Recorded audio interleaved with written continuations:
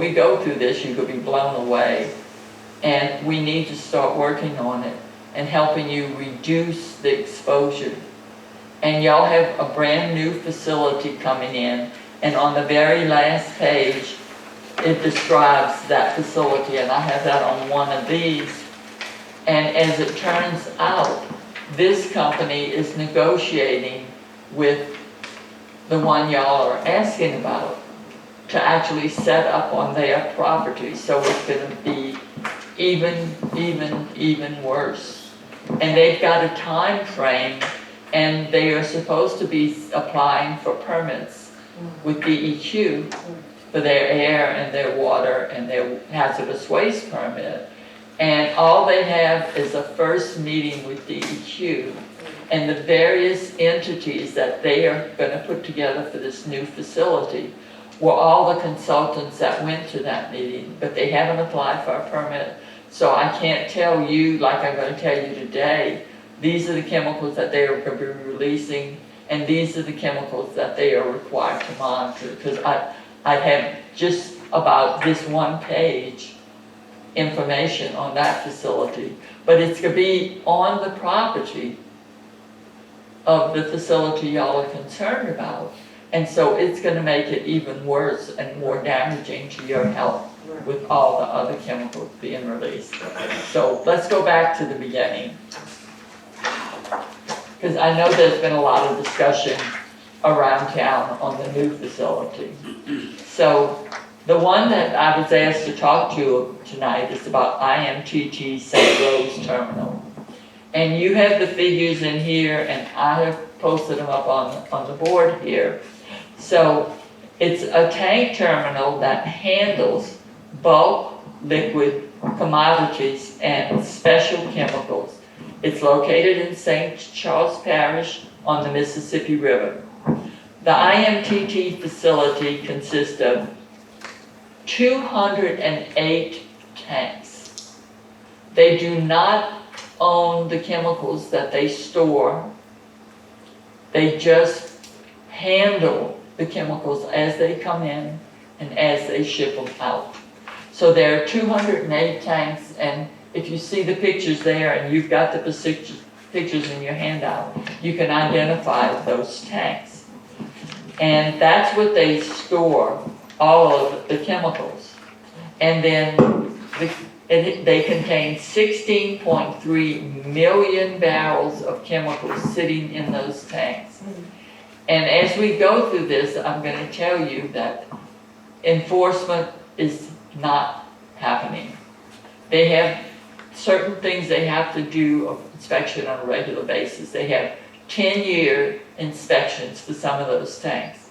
And every time the 10 years comes up, they have violations, breakage, chemicals leaking out over and over again. So the area is lack of enforcement. DEQ doesn't go in there and say, if that tank is leaking, shut it down, empty it out, and fix it before we let you put anything in it. They don't do that.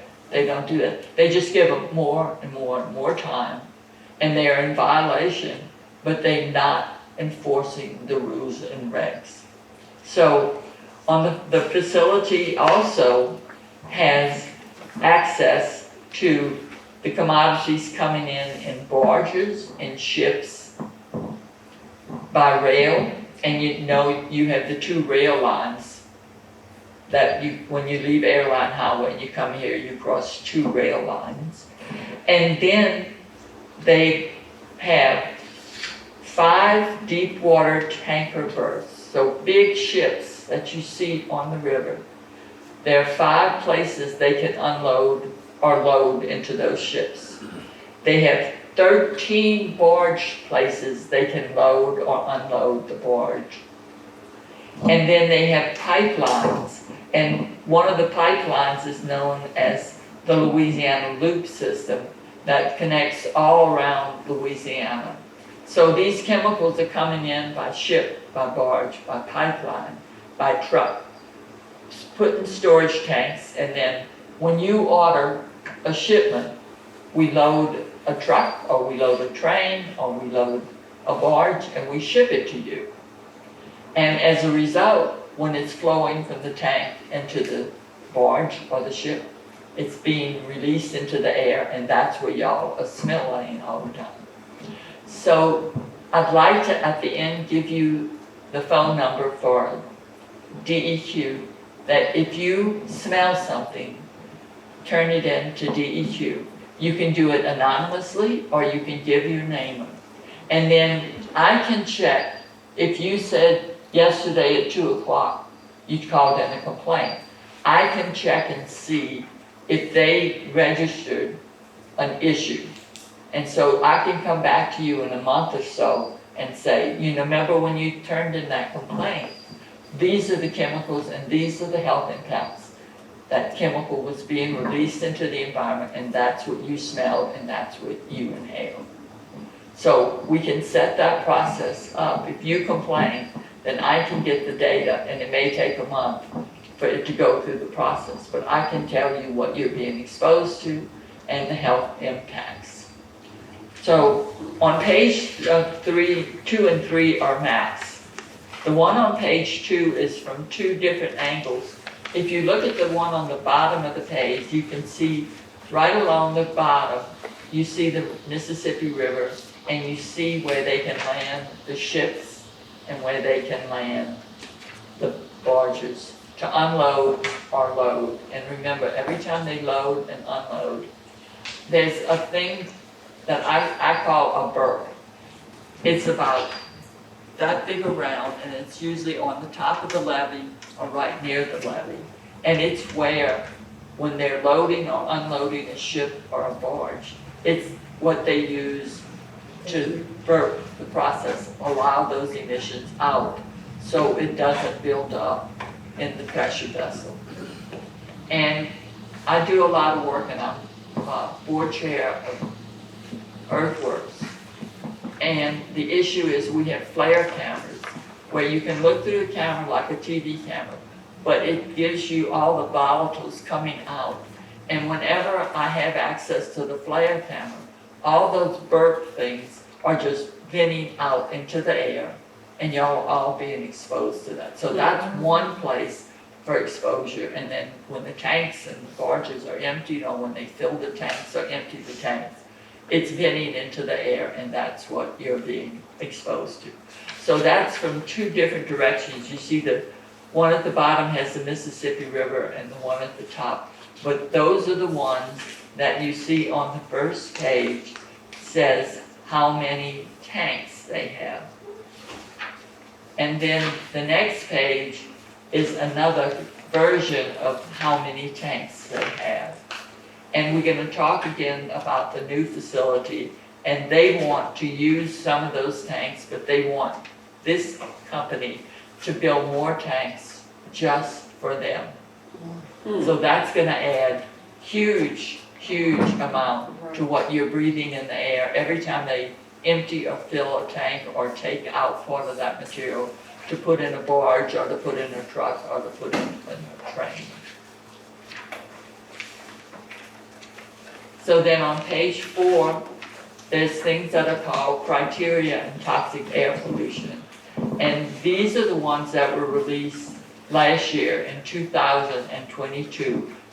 You get a report after the year, and you get one report for the entire year. And so the Facility International Tank Terminal in St. Rose Terminal has a permit to release criteria in toxic air pollution. In April of 23, they reported their emissions for 22. One of the chemicals was ammonia, and you stated ammonia when you were given the introduction. And it's 0.15 tons of ammonia they release, and then I tell you what the health impacts are of the ammonia. Then carbon monoxide, more than 45 tons, was released into the air. Now they have permits to do this, but you are the recipients of everything they release into the air, and I give you the health impacts of carbon monoxide. Then nitrogen oxide, NOx, 45 tons, and I give you the health impacts for that chemical. And then particulate matter, PM10 over 5 tons, and PM 2.5 over 5 tons. Particulate matter is dust. And the one that's 2.5, you breathe it in, it goes into the lungs, and it goes into all the organs in your body. The PM10, you breathe it in, and it goes in the lungs, and it gets stuck in the lungs. And so they have to measure how much dust, but they don't have to measure what chemicals are on that dust. So if you've got a very toxic chemical, I'm sure a lot of you heard about vinyl chloride at that train derailment, and when they set the trains on fire to get rid of the vinyl chloride. And when I've been dealing with EPA, they said, you know, it's unbelievable how now everybody knows the words vinyl chloride, and it causes angiosarcoma of the liver and brain cancer, because everybody up there was exposed to it. Well, when you have vinyl chloride on this dust, it's not only the dust going into your lungs and going into your organ, but it's those chemicals as well. And all they're required to report is how much dust, but not what chemicals are on the dust that you're inhaling, and it's going in your blood and going all over your body. So that's how the rules are set up, but that's not how you need to have the information to protect your health. So then, total volatile organics. So vinyl chloride is one of the volatile organics. So is benzene, toluene, xylene, ethylbenzene, and chloroprene at his facility. And so the sulfur dioxide volatile organics, that facility releases 283 tons into the air you're breathing on a yearly basis. Now look back up at the other numbers, they were 45 and 45. Here we have 283 more tons. And those are known human cancer-causing agents. And then total volatiles, you see a much, much larger number. And those are being released, and those are the things you're breathing in and having a negative impact on your health. And their permit allows them to release those chemicals. And then the non-volatile organics, 2009. And the criteria in toxic air pollution has a certification statement for 2002 to the Louisiana Department of Environmental Quality. Emissions inventory is presented on the next page. So here you see all of those numbers again, but this is on the form they report, and you'll see 2002, 2022 at the top. And this is what they give you. So you look at this and say, well, it's a whole bunch, but it doesn't tell me it's going to make me sick. It doesn't tell me what health impacts I have. And DEQ just says, thank you for reporting this to me. And you are the recipient of all of these chemicals that are released into the air, and you're breathing them in, and it's depositing on your skin, and it's having negative health impacts. So on page 6, the international facility that we're talking about is an existing third-party bulk liquid storage and transfer facility. So they own the facility, they own the tanks, they're in charge of pumping the chemicals in and out of the tank, but they don't own the chemicals. They take it at face value. You telling me you ship me benzene. I'm not even checking to see if it's benzene. Benzene causes leukemia. And I have to trust you to tell me it's really benzene, and then I'm handling it like it's really benzene, but it could be vinyl chloride, which is much more toxic than benzene. Not that benzene is good. So you have all of those kind of issues. And then this is what they say they handle in those tanks. Vegetable and native oils, specific types of palm oil, used cooking oil, animal fats 7 times, yellow grease, poultry and asphalt blends, carbon black coal, the materials lists that are received and shipped out of those tanks that you saw on your picture and on the picture over there. So on page 8 and 9, it's telling you all the chemicals that are in the tanks. And then in addition, the materials listed in pages 8 and 9, a number of additional material chemicals are used in facility operation. So let's look at those pages. The first one is vegetable and natural oils. And you may say, oh, well, I cook with oil, so it's probably okay. But it has a lot of contaminants, a lot of the fertilizers they used when they were growing the plants that they made the oils out of. And you can see all the different kind of oils they handle. We're on page 7. And then animal fats, you can see all the kind of animal fat. And then petroleum distillates, the crude oil, and you see all the different kinds, asphalt, base oil, carbon black, crude oil, diesel, and it goes on to the next page, light gas oil, naphtha. They are handling all these kinds, and then other products are the ones that they actually use on the next page to process. Like they use caustic soda and firefighting foam. I saw a big ad today, one of those that if you were exposed to firefighting foam, it was an attorney saying you could get part of the settlement. Firefighting foam has PFAS in it, which is forever chemical. It never degrades, it contaminates you, and it stays in your body forever. And they are handling that at that facility. They load it in the tanks, and they take it out of the tanks and into barge, ship, rail car, and everything goes in the air. So these are the kind of materials that are going into the air, and we don't have a good list of all the toxic chemicals that are in these materials, but they at least list the kind of materials they're storing in the tank. So on page 10, we have water discharge permits. So whenever they have excess liquids or excess solids, they put it in a water treatment system and then they discharge it into the Mississippi River. And the water discharge permit allows the discharge from outfalls 6 and 10 into the Mississippi River and outfalls 2, 3, 4, 8, and 9 into local drainage, La Branche wetlands, and Lake Pontchartrain. And Larry was just talking about Lake Maurepas, which is adjacent to Lake Pontchartrain, and that's where carbon capture is being proposed, and the citizens there are really, really upset.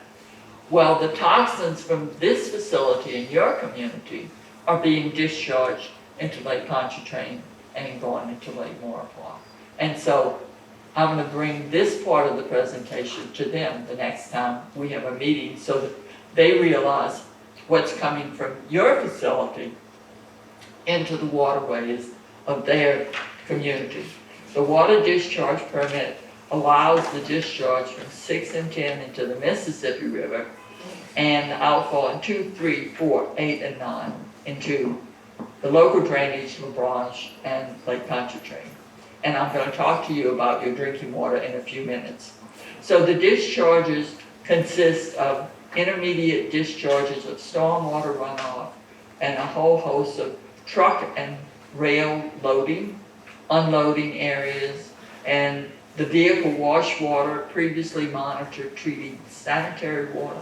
All that is going into either the Mississippi River or into Lake Pontchartrain. And people go out there and fish, people go out there and recreate, and they're coming in contact with all these types of chemicals in the water.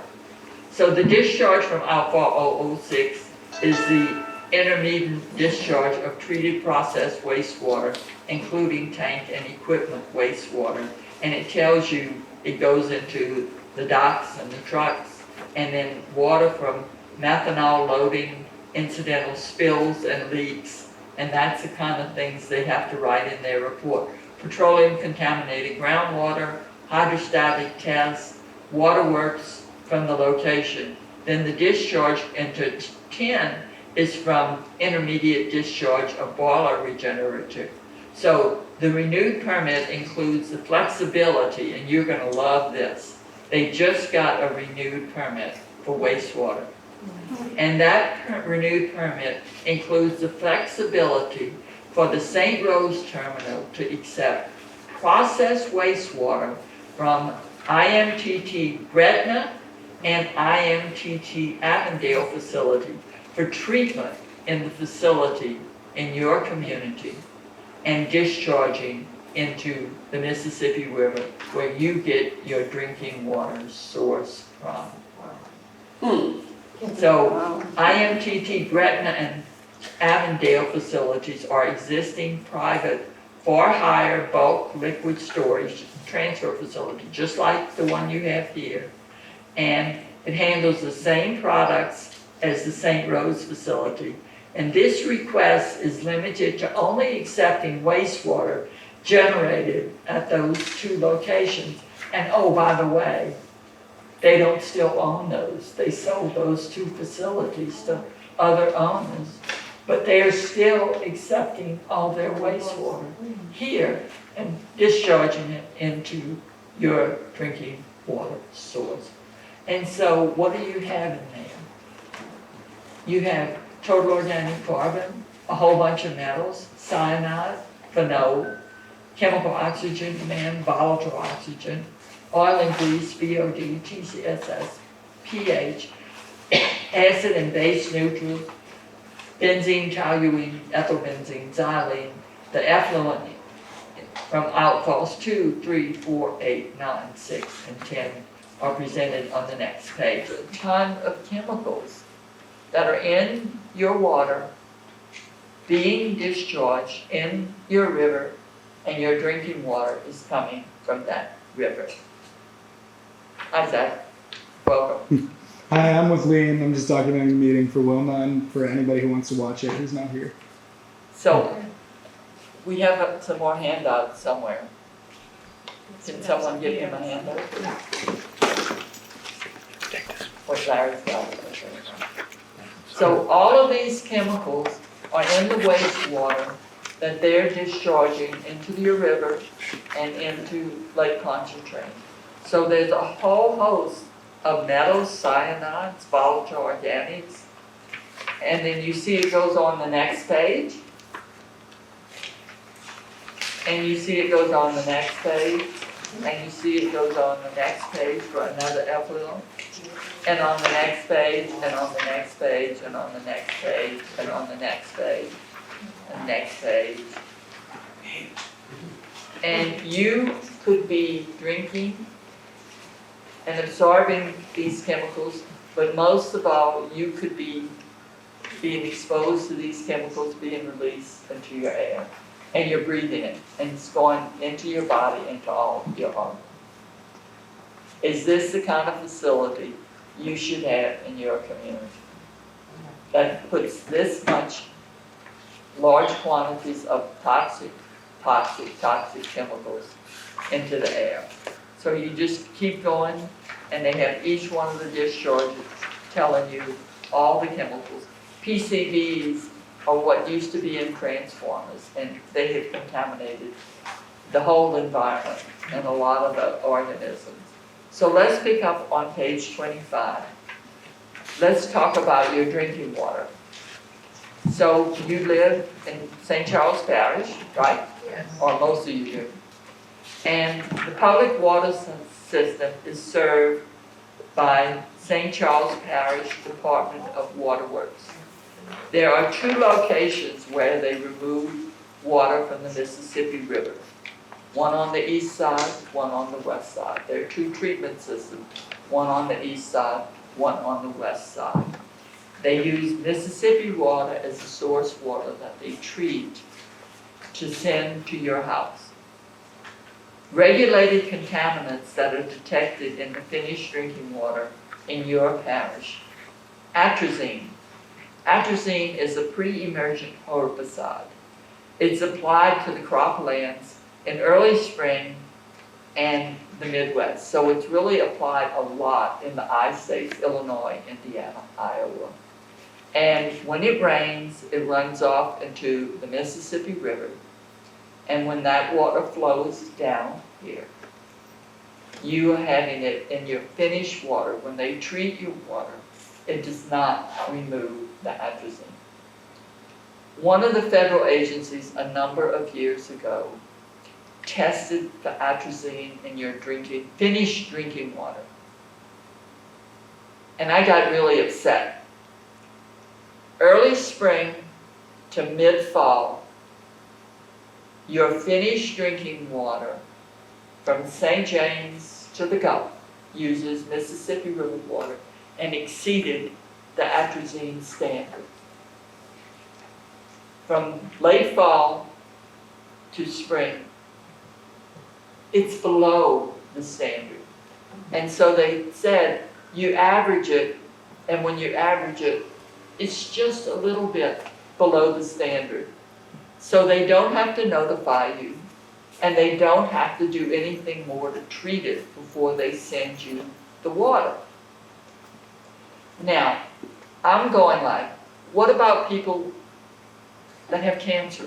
What about preemie babies that you're making the formulas, the baby food, the cereal with that water? And a whole host of other elderly people. Why aren't you notifying those people when it's over? Because it's an annual standard and it's just below. When the Mississippi River comes down, the old river control structure, it goes into the Chapel. And then when the Mississippi makes it to Dinosaurville, Mississippi River water goes into Bayou Lafourche. And all of those are used as drinking water sources.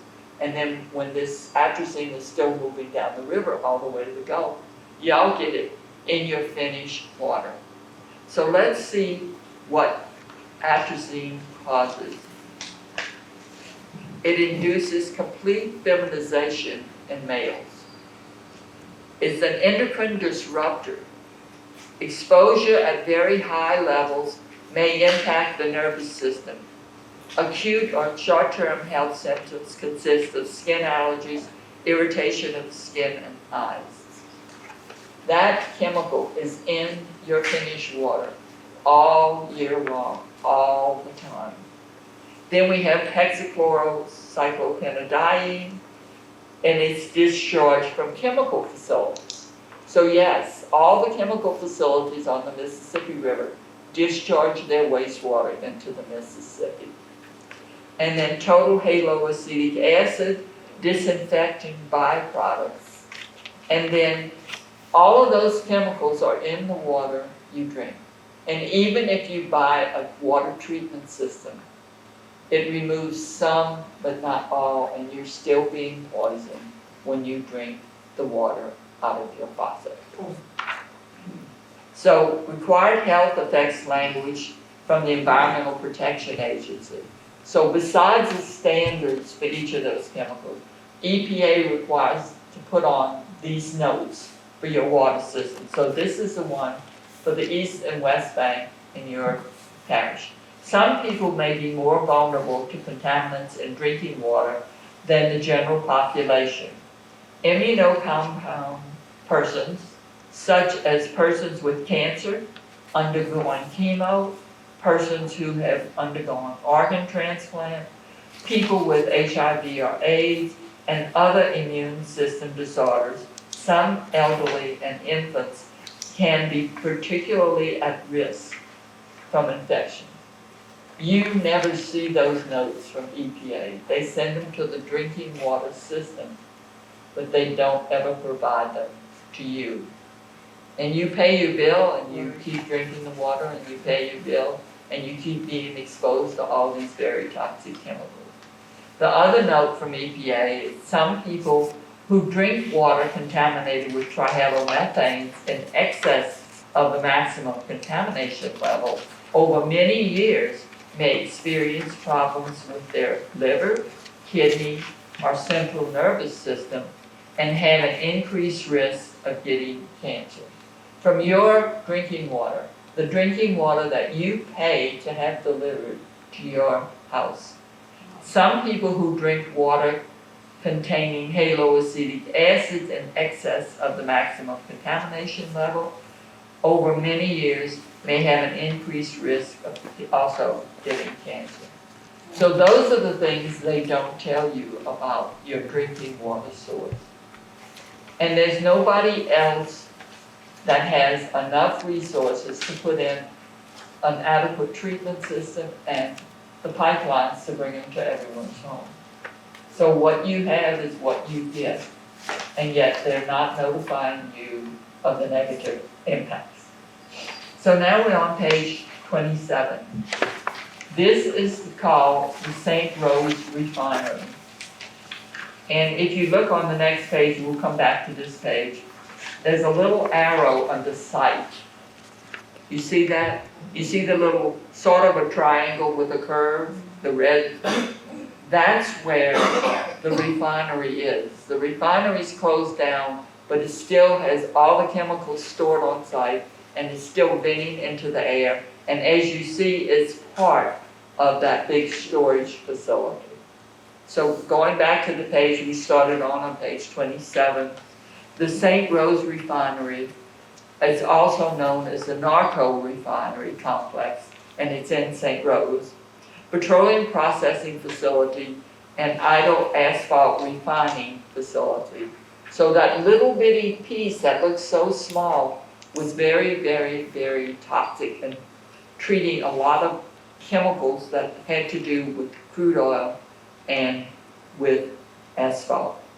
And they engaged in settlement negotiations regarding consolidated compliance order and notice of potential penalties. So they did do enforcement on them, and they told them this is what you have to do. And it was issued by DEQ in March of 2020 concerning the operations of that facility in that little triangle. The ownership of the St. Rose Refinery was transferred to Equilon Enterprises August of 2011. In July 2023, both parties confirmed that settlement negotiations had successfully resulted in an agreement in principle. Look how many years between 2011 and 2023. That's how long they were negotiating. Not doing anything, just negotiating. And the settlement includes expending $250,000 for a beneficial environmental project to voluntarily address the flares. So how many of you have seen flares from that little triangle? They flare all the time in huge quantities. And when they flare, it's incomplete combustion. So what chemicals go into the flare come out of the flare into the air you're breathing, and the air that's getting all over your skin and you're absorbing. So one of those flares is called GO1, and it's an elevated flare, it's up in the air. OL5 is a ground flare, so it's down on the ground, but it's a huge flare. And OL5 also has an elevated flare at that location. Then West OPS has another elevated flare, and Utility East has an elevated flare. So when you're driving by, you might want to look at that little corner of the facility where all those flares are located. The facility is shut down, but they're still having all the storage on site, and they're still doing things that negatively impact you in that little triangle, and as a result, they're contaminating your environment, in addition to the big storage facility that they're part of. So they did this negotiation. The settlement agreement was received, and they said that they were going to spend a lot of money, but they said that St. Rose Refinery was transferred to IMTT. So they now own all of that facility, including that little triangle. And LDEQ notified IMTT of additional information that they needed for the permit renewal. So they're keeping all their permits current for that little piece to be sure when they want to start operating, they have all their permits that are current, and they can just turn a switch and never tell anyone, and you get added to all the emissions that are coming out that facility. And then the proposed renewal and revision of the Part 70 air permit at St. Rose Refinery, project air emissions, Part 70, as of April of 2021 are presented on the following pages. The largest air emissions are total volatile organics, 143 tons, nitrogen oxide, more than 73 tons, and carbon monoxide, more than 39 tons. The information is associated with an application for renewal and revision to the Part 70 for that refinery. So you go past the figure and you see what they supply. So after the RTP page that you see there, you see all the chemicals that they will be releasing. It starts and has a 12 on the top. All the ones that they'll be releasing, how much they are allowed or permitted to release. 8 tons, 8 tons, 23 tons, 73 tons, 39 tons, 143 tons of volatile organics that cause cancer, a whole host of cancers. And you read on down the list and it tells you benzene, known human cancer-causing agent, biphenyl, carbon dioxide, creosote, a whole host of negative impacts, ethylbenzene, polycyclic aromatic hydrocarbons, and then phenol, styrene, toluene, xylene, and hydrogen sulfide. All of those are going to be coming out of that little triangle. So on page 31, benzene, criteria, and toxic air emission pollutants. In the annual report for benzene waste in 2022, St. Rose Refinery was idle during all of 2022. Thus, there was no processing operations occurring, is what they told DEQ. On the next page, however, it gives you what's being released from the St. Rose Refinery in that little triangle. And you will look on the next page, and I have the numbers here. They're not operational, but they're still venting everything. Carbon monoxide has the highest total emissions, almost 2 tons a year. Nitrogen oxide, additional air emissions were reported in 2022. Particulate matter, sulfur dioxide, total volatile organic compounds, very, very toxic. Now let's look at some of the community members' complaints. And I want to encourage you to keep submitting complaints. That's the only way I can know how bad the air quality is, if you submit a complaint. And that's the only way I can go back and try and match your complaints to what the facility reports being released at that time period. So on June 17th of this year, a citizen complaint was received regarding strong chemical odors. On DEQ's site visit on June 22nd, amazing, they knew they were coming. No odors were detected at the complainant's house. They didn't check on the facility, they just went to her house where she complained. Then ownership of the St. Rose Refinery was transferred to IMTT on July 31st of 2019. So they own that as well as their own facility. And then remember I told you they were going to do beneficial environmental projects. So at the St. Rose Refinery, as of June the 1st of 2023, last month, the beneficial environmental project that expended that $250,000 on flares has resulted in the ground flares and the elevated flare of OL5. The task was completed, 100% complete. That doesn't mean it's not flaring anymore. It was required to do repairs to that flare, to those 2 flares. The West OPS elevated flare, task complete, 100%. They spent a lot of money, but it's still flaring. Then utility easement elevated flare, task completed. So they at least did their tasks that they were required to do and spent that $250,000. But there's still being emissions from those flares, and you're still being exposed to those flares. So the St. Rose refinery, historical sources of air emission. Historically, the St. Rose refinery has been a major source of air emissions due to potential emissions of oxides of nitrogen, volatile organic compounds, which things that cause cancer. The refinery has been a minor source of hazardous air pollutants, HACs and CACs. So on the next page, you see that annual report for 2022 that they reported to DEQ what the refinery released into the air. And those were the concentrations I just gave you. So these are what you continue to be exposed to. Then on page 33, on July 31st of 19, International Matex Tank Terminal, IMTT, acquired the St. Rose refinery. And the St. Rose refinery is located on land that is contiguous and adjacent to IMTT's St. Rose terminal. So they were just dying to be able to buy it.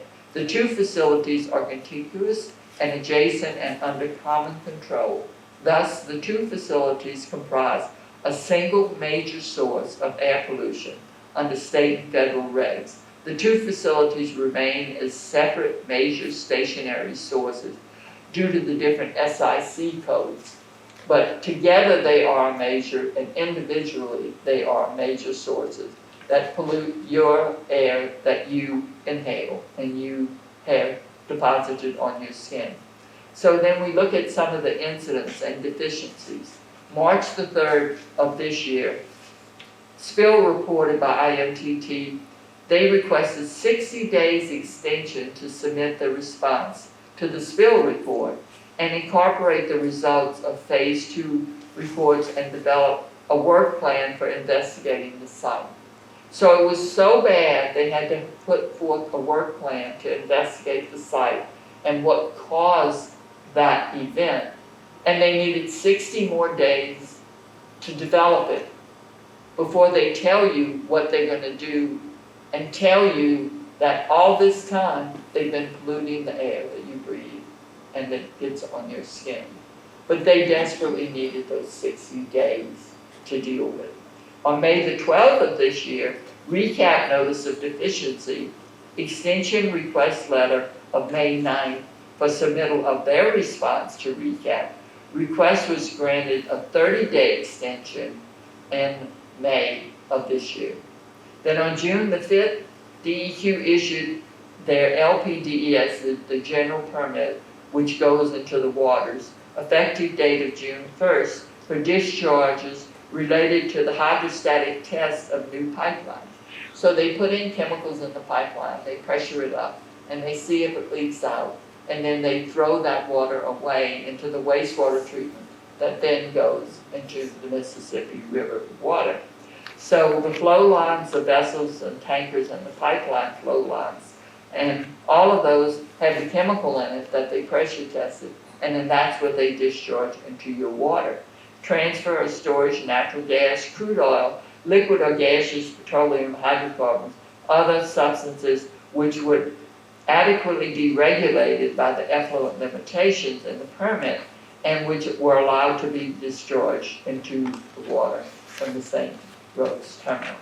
So on page 34, in April of this year, bulk storage facility in St. Charles Parish is requesting a variance for the purpose of their plans to store vegetable oil. Now, it was bad enough, all the toxics, but now they say we need variance for all the vegetable oil in the tanks, which have historically stored heavy fuel oil. So they propose to use a temporary steam boiler to provide steam to those tanks to clean out those tanks. And then they're going to dump that clean out water into the water discharge going into the river. And they're using existing steam boilers later on, but they need to get these tanks cleaned out because they're contractors who make sure they get what they ask for, and they need to store that vegetable oil, so they needed to hurry up and clean out those crude oil tanks. Air emissions will increase for 6 pollutants for the vegetable oil. Particulate matter, 2.5 increases 0.06 tons a year. SO2 increased 0.13 tons. NOx, 0.38 tons. CO, 0.09 tons. Volatiles, 0.01. Formaldehyde, known human cancer-causing agent, 0.001 tons. All 6 pollutants were not released into the air before the variance was granted at the tank location. The pollutant release during the variance period will account for 0.671 tons per year during that variance. So this is added to all the toxins they were allowed to release into the air from all the tanks. And this is a special one when they clean out those tanks to then put vegetable oil rather than crude oil. So January the 4th of this year, DEQ responded to a risk evaluation corrective action recap for IMTT Tank 101 at the St. Rose terminal. The method used for groundwater classification was not acceptable. They provided justification to the groundwater classification for the site. Recap called for a total of 3 samples to be collected per boring at higher PID readings. So skip over 1 page, 2 pages, and we can come back to that page and see the picture of the tank. The tank leaked underneath, and it leaked into soil, and it leaked into the groundwater. And they had to take samples all around the tank. And you can see the squiggly line, and then you can see the places where they drilled down to see how contaminated under that tank was. And the only reason they had to do that is they saw a little bit of crude on the edge of the tank. If you don't look, you don't see it. And if you don't see it, you're not required to look and see, did it contaminate the groundwater? Did it contaminate the surface water? Did it contaminate the soil? In this case, they saw it, so they had to do all these sampling and do all kind of actions. So backing up to those two pages, we start on page 34. Okay, and we down to January the 4th, DEQ response to risk evaluation. The method used for groundwater classification was not acceptable. They had to provide justification for how they were going to figure out if the groundwater under that tank was contaminated. Recap calls for a total of 3 samples to be collected per boring. You do it at the highest PID reading, you put an instrument down and you get the highest reading, you take a sample there. Then the soil groundwater interface, you take a sample there. And then the total depth of the boring, you take a sample there. So you should have 3. They didn't know how to do that, and they didn't do it. They had to go back and do that again. So on page 35, response to rate recap notice of deficiency, tank 101 at St. Rose Terminal was observed to have a small amount of oil detected under the center section of the tank during an inspection. Now, if they did inspections more often, they would find them. The tank is used to store number 6 fuel oil. The tank's subbase consists of packed sand underlain by clay. So what do you expect if you put sand under a tank? It's going to allow anything that leaks out to go right through the sand down to the soil. Who gave them approval to put sand under the area where they were going to build that tank? A work plan was submitted to DEQ due to tank 101's proximity to the Mississippi River. Any work within 1,500 feet of the toe of the levee requires U.S. Army Corps of Engineers. And when the river is high, I know a lot of people who were either having a house constructed or a house repaired. And they had to stop work because when the river was high, there was a danger of it undermining the levee. And they stopped all construction in a large area on land back from the levee. they're too close, so they had to get a Corps of Engineer permit to be able to do those borings. And then we moved to January the 18th of 2023, internal floating roof tank 95, 91, 702, and 807 are in the process of being emptied and degassed. A seal inspection is required anytime the tank is emptied and degassed prior to refilling. The required 30-day notification to DEQ was not possible due to the timing of the customers. So here we see customers drive the process. Customers say, I need it now, and they make it happen now even though they're violating the rules. So the issue becomes, how many times do they violate the rules that they don't get taught? January 24th of this year, IMTT submitted a semi-annual compliance report for the period covering July 1 of 22 to December 31st of 22. On January 14th of 23, IMTT submitted a correction on the report that they had previously submitted in January of 23. They had to change the number of valves they inspected. They had to change the number of pumps they inspected. They had to change the compressors and the agitators. So they actually submitted a report with the wrong numbers on it for their half-year report. And then we're back to that picture of the tank that's leaking. Then on page 37, on January the 27th of this year, IMTT tank 702 is an internal floating roof tank in methanol service. And during the 10-year seal inspection on January the 9th of this year, it was noted that the column gasket sample hatch fabric and the gauge ladder gasket needed to be replaced. You notice they have to only do this once every 10 years. And they find all these things after 10 years. How long have they been faulty? How long have they been leaking? How long have they been flowing? You would think they would be required to do it at least annually, but they don't have to do it for 10 days. So the repairs needed to be completed or the vessels removed from service within 45 days. IMTT is requesting all extensions proactively due to customers requesting and supply chain delays. So I want to tell you that that facility is driven by the customers. Driven by the customers. Whatever the customer needs, coming in and filling the tank, going out and bringing it to one of their customers. The customers are driving how they are operating that huge, immense facility. Then on June the 12th of this year, an asphalt spill fire occurred on June the 12th of 23, at the facility. The facility conducted fence line monitoring and monitoring of the surrounding area.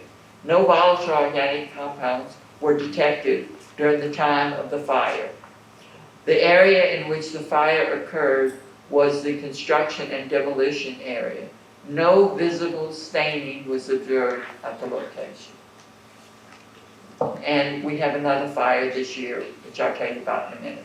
So June of 22, DEQ conducted PCE and the IMTT due to the fire which occurred on the C&D manifold. So at least DEQ went in and inspected. The facility conducted air fence line monitoring, air monitoring at the surrounding area. No volatiles were detected during the air monitoring, but it was after the fire. June 15th of 22, an incident occurred, and the facility conducted fence line monitoring and monitoring of the surrounding area. Then 19th of 22, complaints of odors in the area similar to a refinery was submitted. Odor is very strong and has been occurring off and on since Tuesday, July 19th.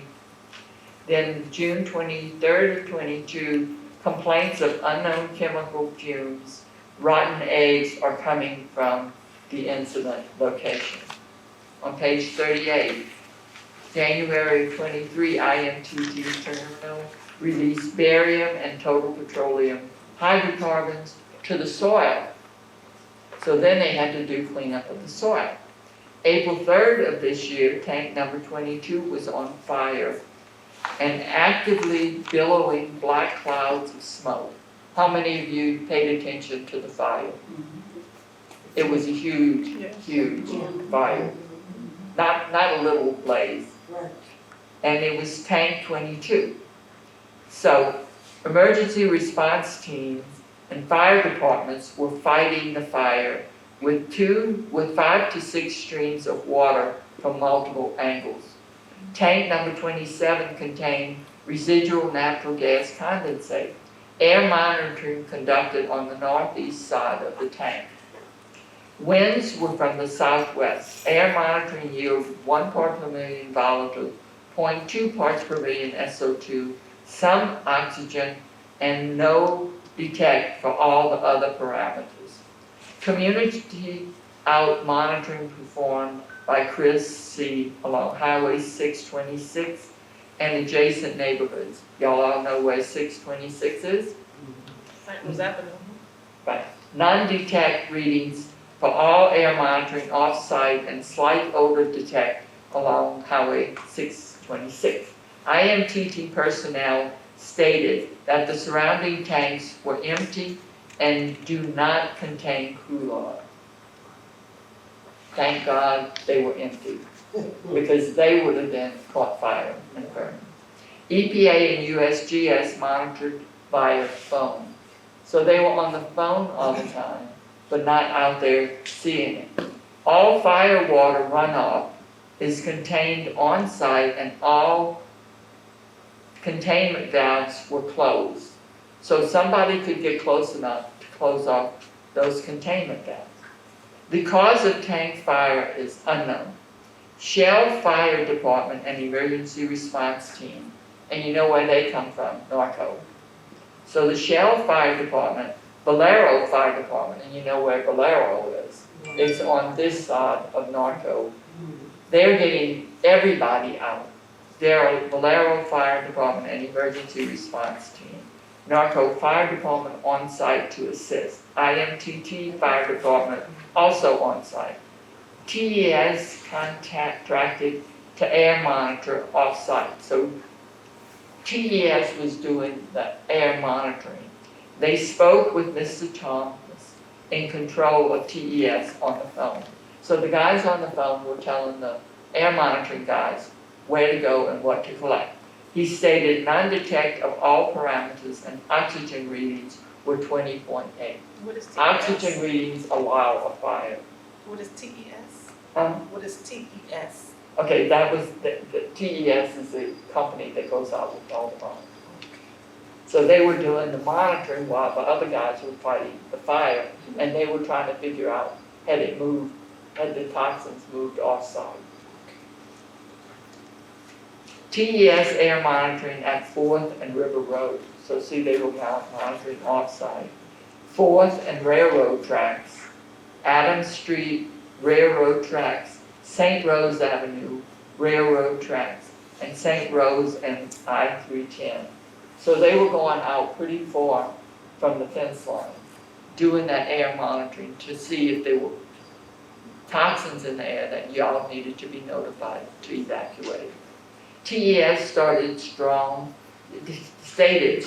odor detect at St. Rose and I-310.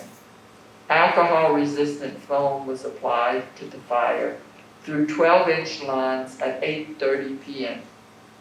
It happened during the day, and at 8:30 they're still fighting it. And that firefighting foam has PFAS, the forever chemical in the firefighting foam.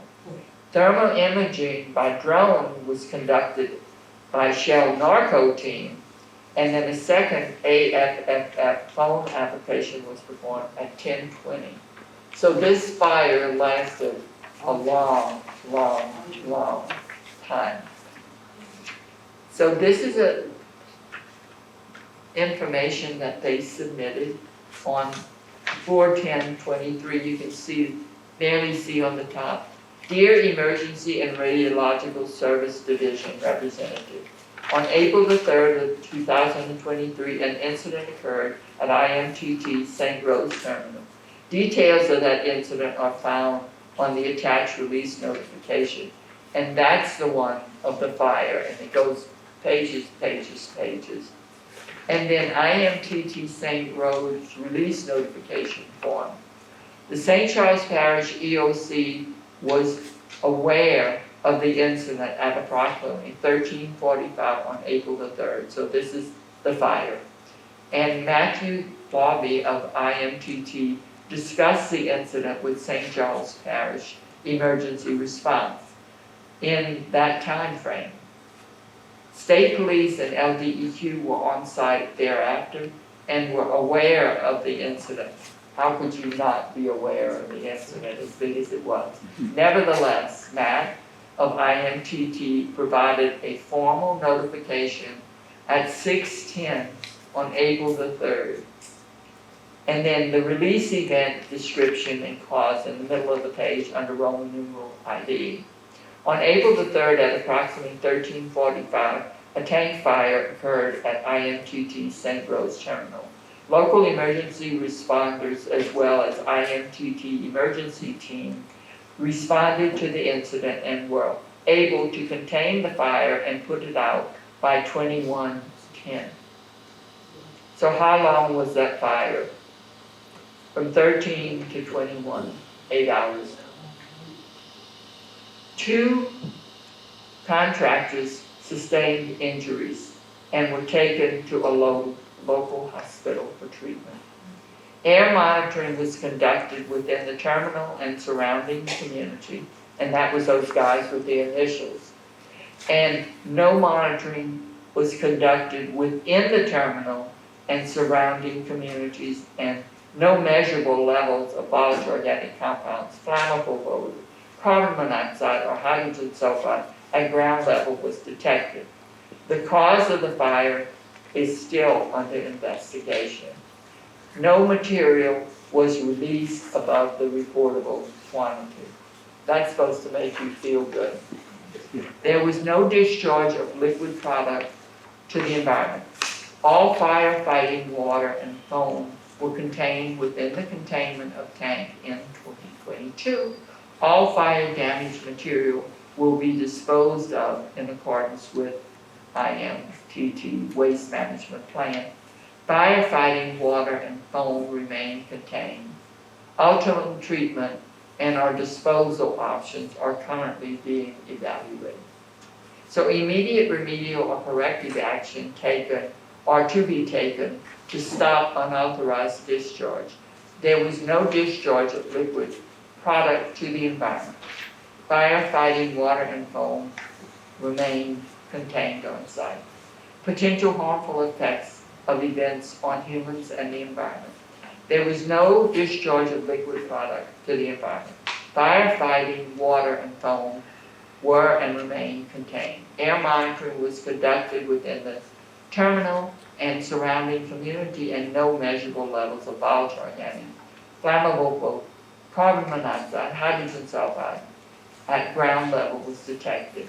Procedures and measures which have or will be adopted to prevent the occurrence of the incident.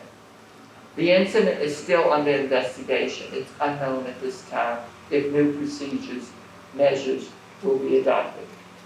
If an unpermitted or unlicensed site or facility was involved, and it says not applicable, the reported party status, a fire occurred at IMTT St. Rose facility, who is the reporting party? And the last thing, for discharge to the ground and groundwater, the following information shall also be included. And it says all of that. And it says there was no discharge, so we didn't include any information. And names of all other responsible parties is not applicable. And a determination of the discharge, the incident is still under investigation, updated reports. Now, your new facility that's moving in. Just what you wanted to hear. It's called St. Charles Clean Fuels. Sounds like what I would really want coming to my community. Clean Fuels. St. Charles Clean Fuels proposed to build a $4.6 billion reduced carbon ammonia facility in St. Rose. Louisiana Economic Development Office estimates the development will result in more than 1,000 new jobs in St. Charles Parish. The facility will result in 216 new direct jobs with a salary of $90,000. And in addition, there will be 949 new indirect jobs for a total of 1,165 potential new jobs. Construction jobs have been estimated at $2,000 during peak construction. So all those other jobs will be operating the facility, and 2,000 people will be constructing the new facility. The facility will produce 8,000 metric tons per year of blue ammonia using carbon capture technology to sequester CO2. Okay, so ammonia becomes blue only if you use capturing the carbon dioxide and sequestering it. We had hearings over the last 2 weeks before EPA because DEQ Office of Conservation wants to take over the permitting authority from EPA to permit carbon capture. And what happens is you capture it before it comes out the stack of CO2, which causes a lot of negative health impacts as well as a lot of environmental impacts. And then they put it down a very long injection well into deep formations. Only thing is there are tons of orphan and abandoned wells in these areas, and there are tons of plugged and abandoned wells that leak. And so it's going to have a way to come back to the surface wherever they're putting it. And I testified twice, and I sent in public comments during that comment period. And then the facility, the construction job, so the facility will produce 8,000 metric tons per day of blue ammonia. 8,000 metric tons per day at the new facility. CF Industry facility in Donaldsonville is the world's largest ammonia plant. So if you cross the Sunshine Bridge and you go onto the West Bank, all you see are huge numbers of players, and that is the CF Industry facility. And they call it Donaldsonville because as soon as you leave that facility, heading upriver, you get to Donaldsonville. It's really right there by the Sunshine Bridge. And so CF Industry in Donaldsonville is the world's largest ammonia plant. So do we need another ammonia plant in Cancer Alley? No. IMTT will lease the land to St. Charles Clean Fuels at the St. Rose location on the east bank of the Mississippi River in your parish, St. Charles Parish. So when you look in your little maps, it's going to be somewhere on their facility. So at some point, I'd like to know how close y'all all live to the facility. Next door. Right on the fence line. So we need to put together some kind of report of the site community, how close y'all are. Because as bad as it is now, it's going to get much, much, much worse. So the facility will produce 8,000 metric tons per day of blue ammonia using carbon capture. So they can capture the CO2 and they can put it down injection wells somewhere. But we don't know yet because they haven't applied for a permit yet. IMTT will lease land to the St. Charles Clean Fuels at St. Rose location on the east bank. IMTT chairman and CEO of the facility you have in your community states, quote, "We are proud to leverage our liquid and chemical handling expertise to help introduce alternative clean energy sources which are vital to the global energy transition." it is vital that we get rid of the CO2 emissions into the air. It's causing climate change. But putting it down where it's gonna float back to the surface and come back and haunt us is not the appropriate way to remove it. The proposed site is undergoing a front-end engineering design, or what's called FEED study, while the company prepares environmental permit applications. So I checked DEQ to see if those permit applications are in yet. They are not. The final investment decision is scheduled to be made in early 2024. Construction is scheduled to begin in late 2024. So a little more than a year from now, they're going to start constructing it. That means a little less than a year from now, they're going to be permitting. So I will be glad to help review the permits and come up with comments that y'all need to make to get in the record to protect your health and your environment from this facility. The company will take advantage of industrial tax exemptions and quality job programs. 3 members of Sustainable Fuels Group, 1 member of TJC, and 1 member of IMTT met with DEQ August the 15th of 2022, last year. And I haven't seen any additional meetings, and I haven't seen any permits being submitted. But when they do submit the permits, they're gonna make them rush. Make them rush, because if they're gonna start construction in 2024, that's a little over a year from now, and you have to have all your permits in place before they start constructing. And those of you who live on the fence line are gonna be the recipients of the additional toxic chemicals that are gonna be released into the air and into your drinking water source and into contaminated soil.